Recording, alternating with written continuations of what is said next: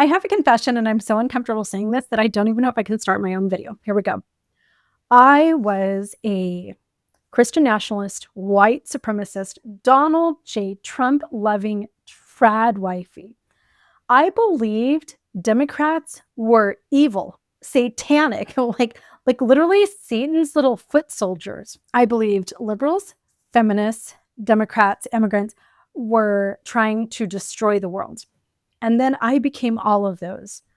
Well, I guess technically not an immigrant. I don't know why I said the word technically. I am not an immigrant. I was born and raised here in the United States, but I am considering immigrating somewhere else. I've been kind of tempted by Sweden for personal reasons, but as an Arizona girly, I feel like it's too cold up there. Anyway, I took a video just for you of this little former MAGA girl's first Democratic political event. Let's go. I recently felt like I was having an out-of-body experience at a political event here in my hometown. I attended a town hall with Senator Cory Booker not long after his filibuster and Senator Mark Kelly and his wife Gabby Giffords, who was wounded here in Tucson by a gunman just a couple miles away from where I live. I brought Kev along with me. This is a town hall. Our elected officials are here to listen and learn from you. Now more than ever, it is important to come together to share our stories and experience with our elected officials and for them to be available to hear us. Standing ovation for Gabby here. Gabby remains the youngest woman ever elected to the Arizona State Senate. And the applause went on and on and on and on and on and on. I mean, I will never forget that day that Gabby was attacked, and her example of perseverance and grit is remarkable. Days of pain and uncertain recovery. But confronted. She is so remarkable. Senator Mark Kelly. Her husband, Senator Mark Kelly, had some amazing things to say. I didn't record them all for you, but they were great. Hello, Tucson. Then Cory Booker spoke. All the people in our country deserve the rights to life, liberty, and the pursuit of happiness. You guys, I have a confession to make. This is my first ever Democratic event because I have flipped party. Just a handful of years ago, I was an ultra-conservative, Trump-voting, anti-feminism religious trad wife. So this event felt shocking. Ready on the set? Let's try this again. I'm Jenny Gage, and this is Life Take 2.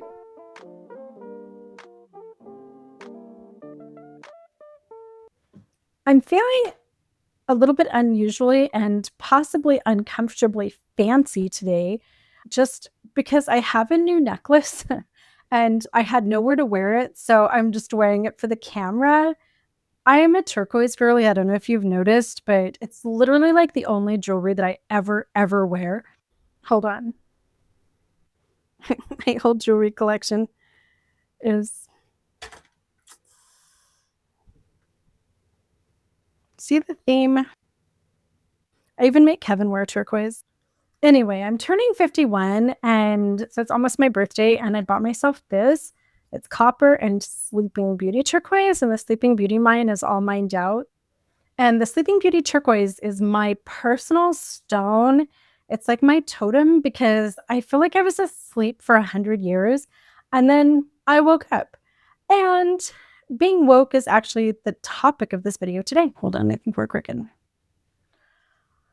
I was a Trump voter in 2020, a church-going Christian mom. I was taught that God had chosen America, that anybody outside my faith or race was a threat.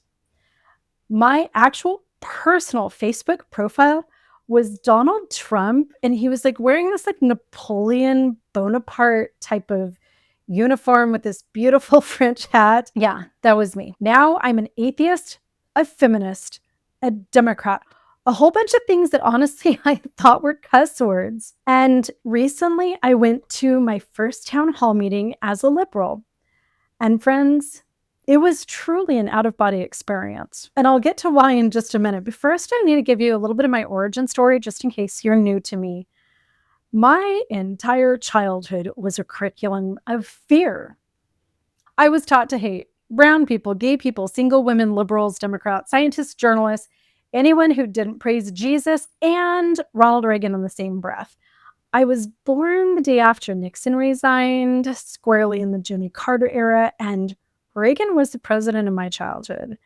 And everybody loved him. Like, I don't know, he was the king of my family and my community.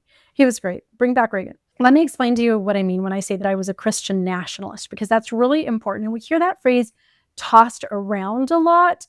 And not a lot of people say, I am a Christian nationalist. But now that I no longer am, I feel like I can just kind of admit it, like own up to that, because I believed that deeply, all of it.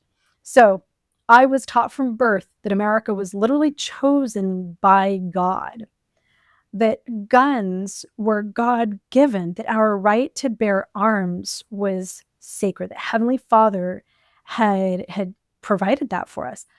I was taught that feminists were kind of on the same level as witches or bitches, you pick, like nothing good about feminists, that empathy was weakness.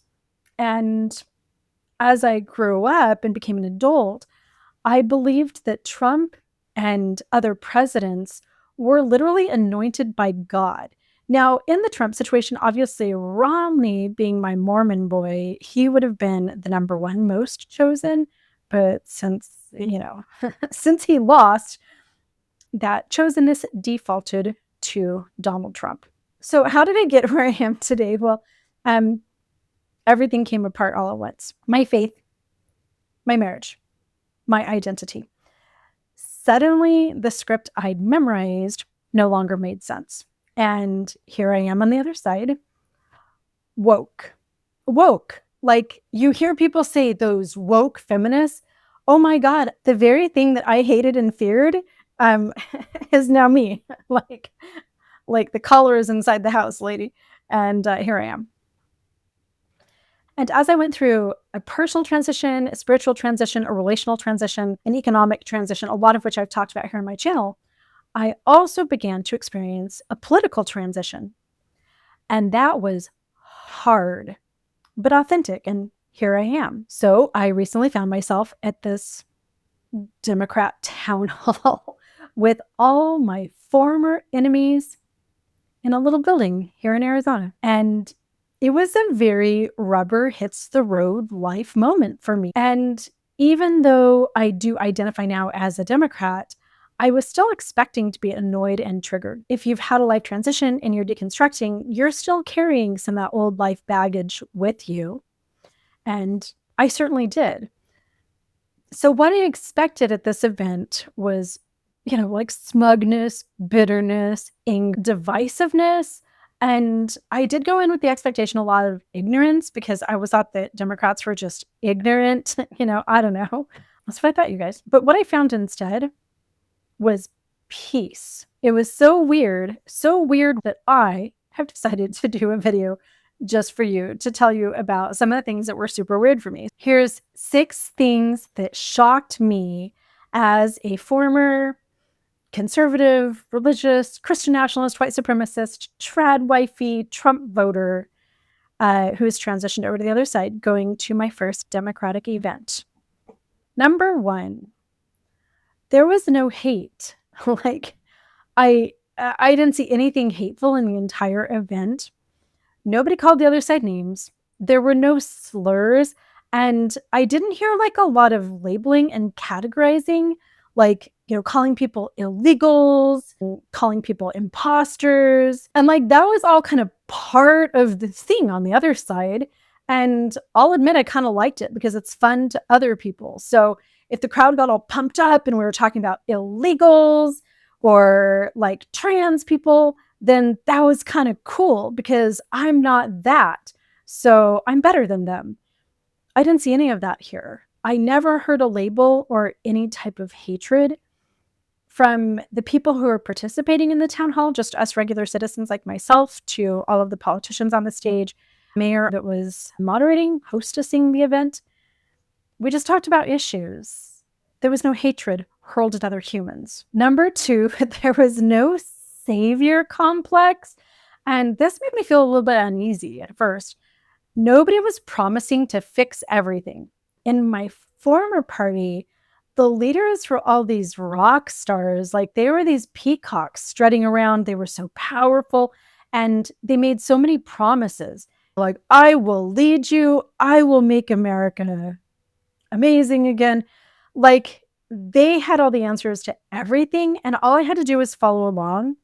At this Democratic town hall, I felt like they were inviting us to take part, like we were all equals without that status, stratification, and power being part of the equation. And I felt a very like JFK, ask not what your country can do for you, ask what you can do for your country type of vibe. If I were going to put this little bit in a sentence, I would say it felt like democracy, not Messiah worship. Very refreshing. And okay, along with that, number 3, there was no religious rhetoric. No one claimed to be chosen by God.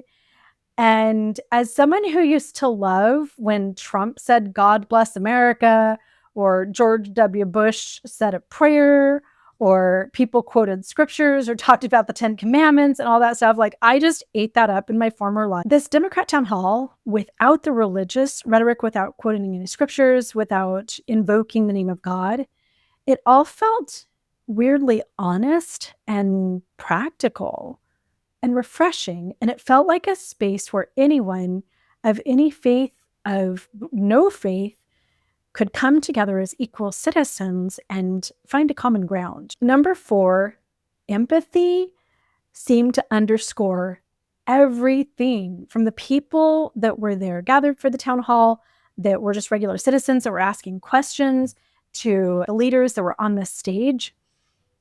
Everyone just really amplified this compassion for other people, trying to understand different people's circumstances with respect and dignity. And it didn't matter whether we were talking about homeless veterans or kids in school who aren't getting their services anymore because some of the funding has been cut. Everybody was respected and honored. And again, no name calling, no othering. In fact, empathy was such a central theme that Cory Booker based his whole entire speech. When he took the microphone, it was all about empathy. Here's what he said. He said, "We are not in a political crisis. We are in a compassion crisis." He said, "My greatest concern as a senator in the United States today is our empathy deficit." And the whole room nodded and applauded, and people cried like empathy mattered to all present. I cried. Everybody cried. And you guys, it all felt very, give me your tired, your poor, your huddled masses yearning to breathe free. Your immigrants from yonder storm-tossed, war-torn shore. Oh, geez.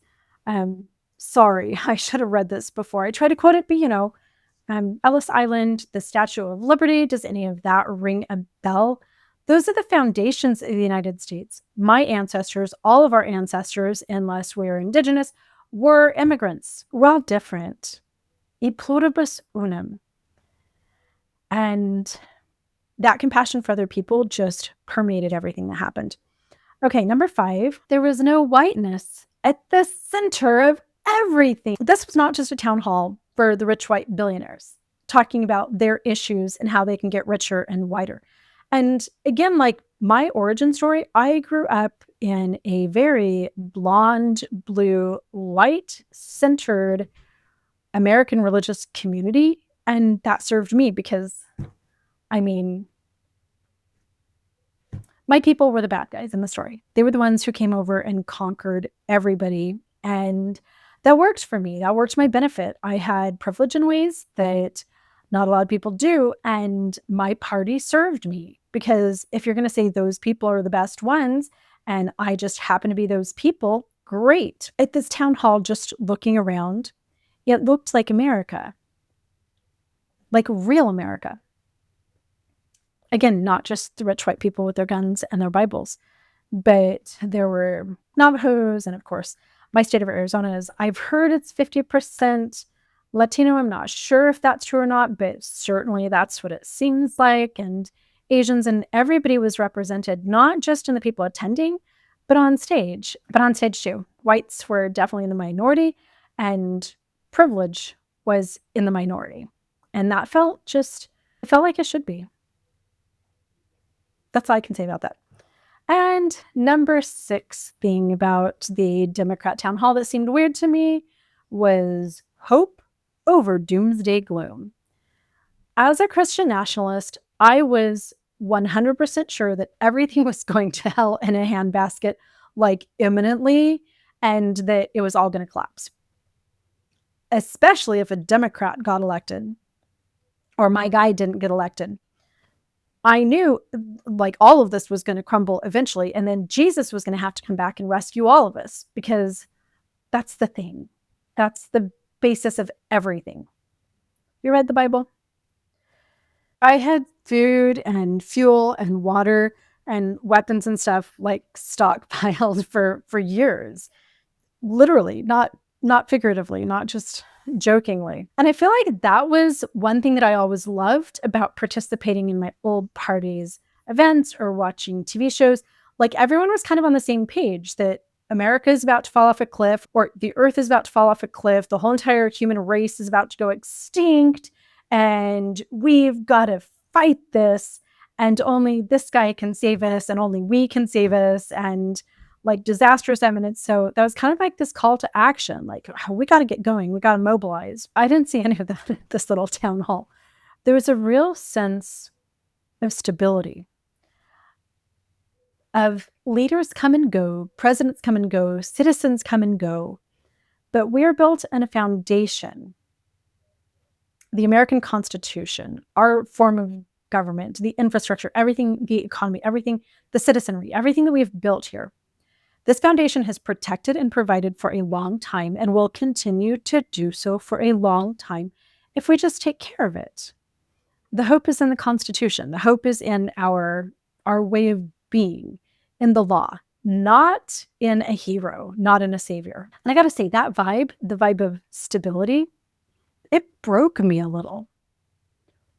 The vibe of hope. Positivity over negativity. My old politics were so doom and gloom and hell in a handbasket that it was actually weird to just sit there with this massive group of people soaking in hope and positivity.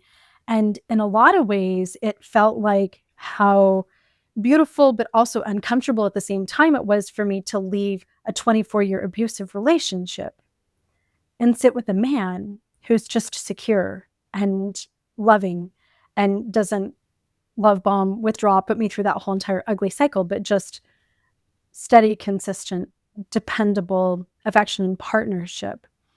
I really had that narcissistic abuse relationship escapee vibes throughout this whole entire experience. That's the only thing that I can relate it to, honestly. And here's what I learned. And you guys, I apologize. I keep fidgeting with this dress. I don't usually wear, I don't know. It's not my usual like t-shirt and like little flowy pants. I don't know. The hair, the dress, the necklace. I'm going to go back and watch this video and wish I hadn't touched my shoulders and my neck so much. But I'm not going to re-record it, and I apologize. Close your eyes when you watch this video if you have to. I'm sorry. How do I not fidget with this? Here's what I learned. I used to fear woke people, liberals, Democrats. I thought they were monsters. And I spent decades fearing the wrong people. I was taught that they were monsters, but it turns out that they're just people. Many of them deeply kind, compassionate, thoughtful, hardworking, tired people. And again, I am one of them now. And honestly, it was just downright humbling to sit in that room, to realize how much I had misunderstood, to feel dumb, but also free to empathize and to find common sense solutions. You guys, it was absolutely nothing that I expected. I was frankly just blown away, and it has left me just questioning everything. It was quite a pivotal moment for me, and I'm still thinking about it. I I don't even know how to process the unexpected surprise that it was. So here's my final thoughts. If you're watching this and you feel like your world is falling apart, maybe it is. Maybe you're surrounded by the wrong damn crowd. I don't know if you've read that little children's fairy tale about the little chicken little, is it Chicken Little, that runs around like the sky is falling, the sky is falling, the sky is falling.